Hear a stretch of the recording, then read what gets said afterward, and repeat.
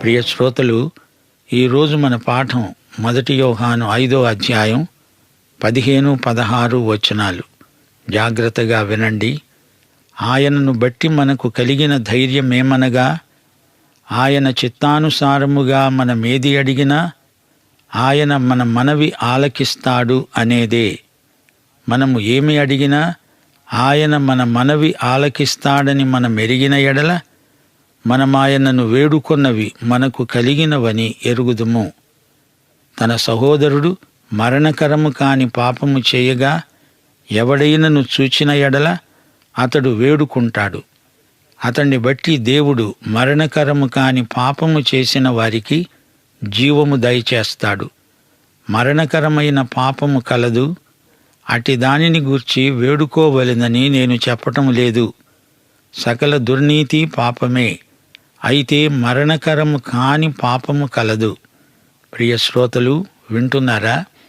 ఈరోజు పాఠంలోని ముఖ్యాంశం వెనకబడిపోయిన సోదరుణ్ణి పునరుద్ధరించాల్సిన బాధ్యత. మన రక్షణ నిశ్చయత వల్ల ధైర్యం కలుగుతుంది. ప్రార్థించగలం, ప్రార్థనలకు సత్వరమే జవాబు పొందగలం. క్రీస్తునందు మనకు అట్టి ధైర్యం ఉన్నది. దేవుని బిడ్డలకు దేవుని కృపాసనమును సమీపించగల ధైర్యం ఉంది. దేవుని చిత్తానుసారముగా అడిగిన ప్రతిదీ అనుగ్రహించబడుతుంది. మన ప్రార్థన దేవుని చిత్తానికి అనుగుణమైనదై ఉండాలి. మనము దేవుని సహవాసములో ఉన్నాము, ఆయనతో నడుస్తున్నాము. ప్రతి పరిస్థితిలో దేవుడు మనకు వెంటనే సహాయం చేస్తాడు. దేవునికి ఇష్టం లేనిది నీవు అడగకూడదు, అడిగినా ఆయన ఇవ్వడు. దేవుని ఇష్టాన్ని సొమ్ము చేసుకునేదే విశ్వాసి ప్రార్థన. దేవుణ్ణి బలవంతాన ఒప్పించేది కాదు ప్రార్థన. దేవుని మనస్సు కలిగి దేవునికి ఇష్టమైనవి అడిగి తీసుకోవడమే ప్రార్థన. దేవుడు మన ప్రార్థన వింటాడు. మనము ఆయన బిడ్డలము కదా. ప్రార్థనలో మనమేది అడిగినా ఆయన ఇస్తాడు. అయితే మనం అడగకూడనివి అడిగితేనో అవి ఇవ్వడు. అది కూడా ప్రార్థనకు జవాబే అని మనం గ్రహించాలి. ఆయన చిత్త ప్రకారం మన ప్రార్థనకు అనుగుణంగా ఆయన జవాబిస్తాడు. ఇది ఆయన వాగ్దానం. ఆయన మాట తప్పని దేవుడు. అలాంటి పరలోక తండ్రి మనకు ఉన్నాడంటే మనమెంతో ధన్యులం. మనము ఆయన సహవాసములో ఉంటే, మనలో ఉన్న పాపాన్ని కప్పిపుచ్చుకోకుండా ఉంటే దేవుని ఎదట మనము నిస్వార్థంగా ప్రార్థించగలం. దేవునితో నడిచే దేవుని బిడ్డలు ధైర్యంగా ప్రార్థించగలరు. అడిగింది దొరికినట్లే వెంటనే నమ్మగలరు. అనుమానంతో ఇస్తాడో ఇవ్వడో అనే సందిగ్ధంతో రానక్కర్లేదు. భిక్షుకుల్లాగా అడగాల్సిన పనేమీ లేదు. ధైర్యంతో ఇది దేవుని చిత్తం గనుక తప్పక లభిస్తుంది అనే స్థిరచిత్తంతో ఆయనను సమీపిస్తాము. మరణకరమైన పాపము, మరణకరము కాని పాపము అని 2 విధాల పాపాలు ఇక్కడ పేర్కొనబడినవి. ఈ సందర్భంలో మరణం అంటే శారీరక మరణం, భౌతిక మరణం. ఇది ఆధ్యాత్మిక మరణం కానే కాదు. ఎందుకనగా దేవుని బిడ్డకు నిత్య జీవమున్నది, ఆధ్యాత్మిక మరణం ఉండదు. అయితే ఇక్కడ యోహాను చెబుతున్నదేమిటి? విశ్వాసులు పాపం చేస్తే, ఆ పాపం మరీ తీవ్రమైతే, వారు పశ్చాత్తప్తులవ్వకపోతే పరలోక తండ్రి వారిని ఈ లోకం నుంచి తీసుకుంటాడు. ఇక్కడ వారిని ఉండనీయడు. వారి భౌతిక జీవితాన్ని ముగిస్తాడు. వారి యాత్ర అంతటితో ముగిసినట్లే. ఇదే మరణకరమైన పాపం. వారు ఇంకా ఇక్కడ ఉన్నందువల్ల దేవుని నామము అన్యుల మధ్య దూషించబడుతుంది. అందుకే దేవుడు అట్టి వారిని తొలగించాల్సి వస్తుంది. లేఖనములోని కొందరు వ్యక్తులను పరిశీలించండి. వీరు మరణకరమైన పాపము చేసిన వారే. మోషే, అహరోను అనే ఈ ఇద్దరూ ఏం చేశారు? ఇశ్రాయేలీయులు త్రాగడానికి నీరు లేక ఆక్రందన చేస్తుంటే మోషే కోపగించాడు. బండను 2 సార్లు కొట్టాడు. అతడు ఆ బండను తాకకూడదు, కొట్టకూడదు. అంతకు ముందు ఒకసారి రాతిని కొట్టాడు. అది చాలు, అంతే. ఆ బండ యేసుక్రీస్తుకు సంకేతం.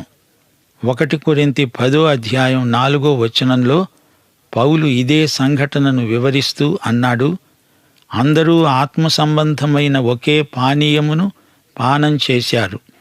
ఏలయనగా తమను వెంబడించిన ఆత్మ సంబంధమైన బండలోనిది త్రాగారు. ఆ బండ క్రీస్తే. క్రీస్తు ఒకేసారి చనిపోయాడు. ఆ బండను 2 సార్లు కొట్టి ప్రవచనాత్మకమైన సంకేతాన్ని మోషే చెడగొట్టిన వాడయ్యాడు. అందుకే సంఖ్యాకాండం 20:12 దేవుడన్నాడు, అప్పుడు యెహోవా మోషే అహరోనులతో అన్నమాట, మీరు ఇశ్రాయేలీయుల కన్నుల ఎదుట నా పరిశుద్ధతను సన్మానించున్నట్లు నన్ను నమ్ముకోలేకపోయారు కాబట్టి ఈ సమాజమును నేను వారికిచ్చిన దేశములోనికి మీరు తోడుకొని పోరు. అతడు ఇశ్రాయేలును నడిపించాడు గాని తాను వాగ్దత్త భూమిలో అడుగు పెట్టలేకపోయాడు. తనను క్షమించుమని దేవుణ్ణి వేడుకున్నాడు. ద్వితీయోపదేశకాండం 3:26 దేవుడన్నాడు, చాలు, ఇక ఈ సంగతిని గూర్చి నాతో మాట్లాడవద్దు. మోషే అహరోనులు ఈ సందర్భంలో మరణకరమైన పాపం చేశారు. మరణం అంటే కేవలం భౌతిక మరణం. అలాగే కొత్త నిబంధనలో అననీయ సప్పీరాలు మరణకరమైన పాపం చేశారు. వారు ఆదిమ సంఘ సభ్యులు. వారు మనుషులకు కాదు, పరిశుద్ధాత్మకే అబద్ధం చెప్పారు. సంఘస్థులను తమ కపట ప్రవర్తన ద్వారా మోసగించాలని చూచారు. అపొస్తలుల కార్యములు 5:1-11 వీరి విషాదగాథ వర్ణించబడింది. తమ ఆస్తిని అమ్మి ఆ డబ్బులో కొంత దాచుకొని అమ్మగా వచ్చిన పైకమంతా ఇదే అని అబద్ధమాడారు. అక్కడికక్కడే పడి చచ్చారు.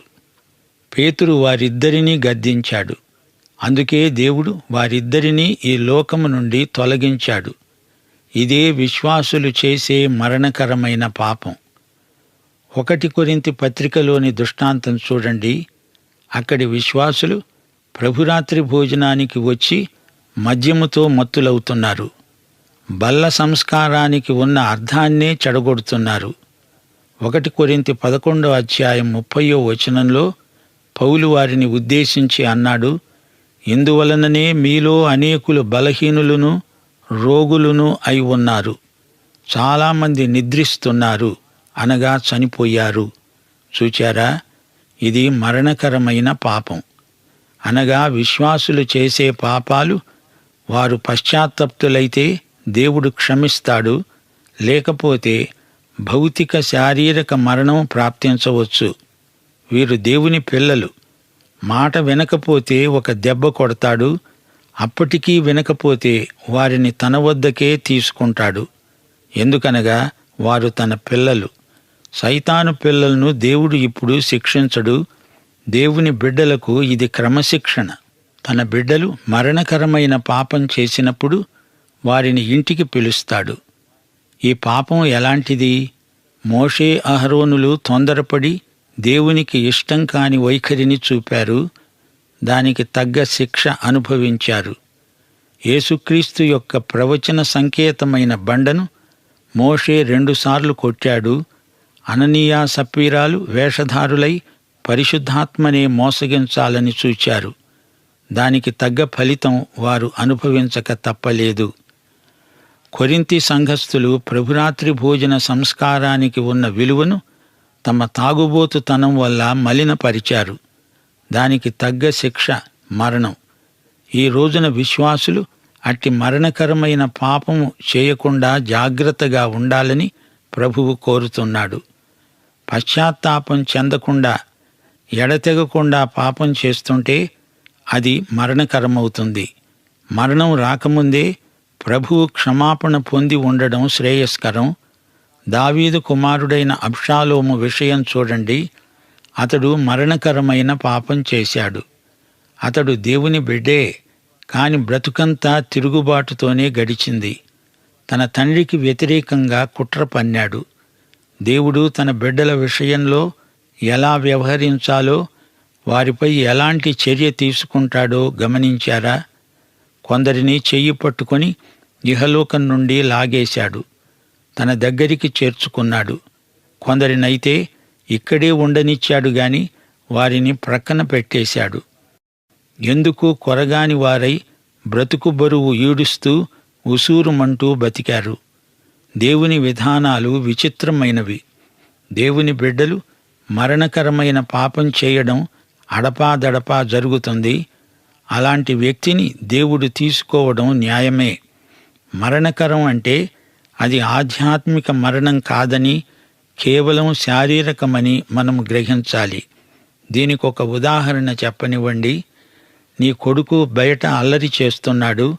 బాబూ, అల్లరి చెయ్యకు అని గద్దించావు, అయినా వినడం లేదు.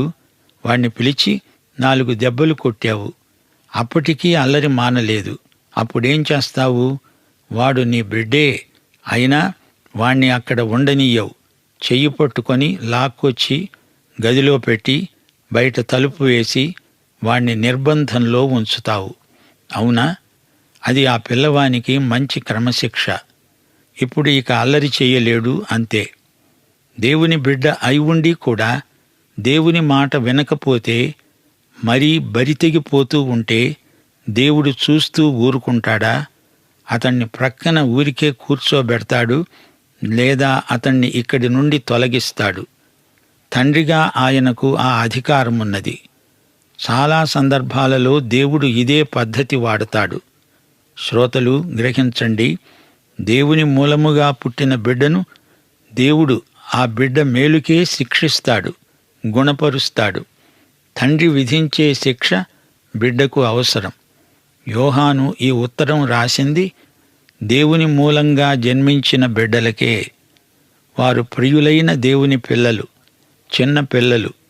వారు తమ తండ్రి అయిన దేవుని ఇంటిలో ఉన్నారు. ఇది దేవుని గృహసీమ. సత్యానికి తగినట్లు వారు ప్రవర్తించాలి.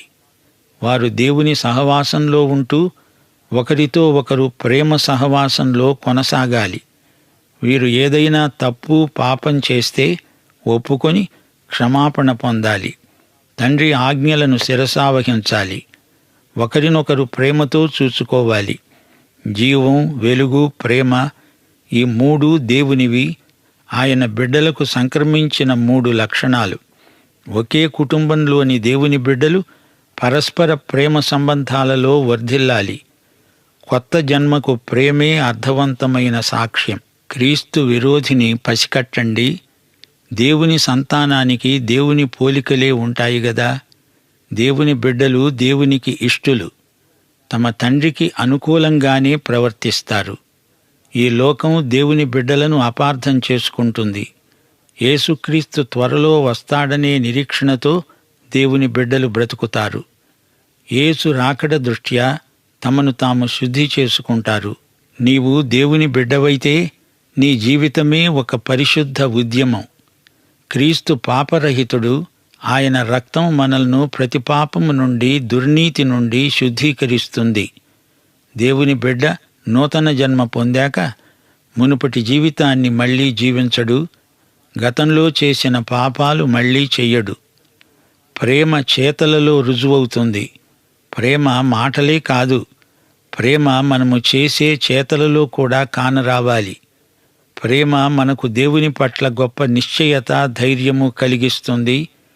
ఎవరి ఆత్మ ఎలాంటిదో ఆత్మల వివేచన ద్వారా దేవుని బిడ్డలు తెలుసుకుంటారు. నిజమైన ప్రేమ, నిష్కపటమైన ప్రేమ దేవుని నుండే వస్తాయి. దైవ ప్రేమ లేనివారు దేవుణ్ణి ఎరుగని వారే. దేవుడు తమను ప్రేమించినట్లే దేవుని బిడ్డలు ఇతరులను ప్రేమిస్తారు. దేవుని ఆత్మ ప్రేమాత్మ. ప్రేమ ఆత్మస్థైర్యాన్నిస్తుంది, భయాన్ని పారదోలుతుంది. విశ్వాసులు ఎవరైనా, ఎక్కడివారైనా, వారి మధ్య దేవుని ప్రేమ వెల్లివిరుస్తుంది. ప్రేమ దేవుని ఆజ్ఞలను ఇష్టపూర్వకంగా నిర్వర్తిస్తుంది. విశ్వాసమే విజయం. ఈ సందర్భంలో మా శ్రోతలు ఒక ప్రాముఖ్య సత్యాన్ని గుర్తించాలి. ఈ లోకంలో ఉండగా ప్రభువు విశ్వాసాన్ని గురించి ఎక్కువగా చెప్పాడు. నీ విశ్వాసమే నిన్ను స్వస్థపరిచింది, నీ విశ్వాసమే నీకు రక్ష అంటూ అనేకసార్లు విశ్వాసులను ప్రోత్సహించాడు. అయితే పరలోకంలో విశ్వాసమనే మాట వినిపించదు, విజయము అనే మాట పదే పదే వినిపిస్తుంది. ప్రభువు 7 సంఘాలకు రాసిన ఉత్తరాలలో విశ్వాసమనే మాటే లేదు, విజయము అనే పదమే ప్రయోగించబడింది. జయించేవానికి దేవుని పరదయస్సులో ఉన్న జీవవృక్ష ఫలాలు భుజింపనిస్తాను.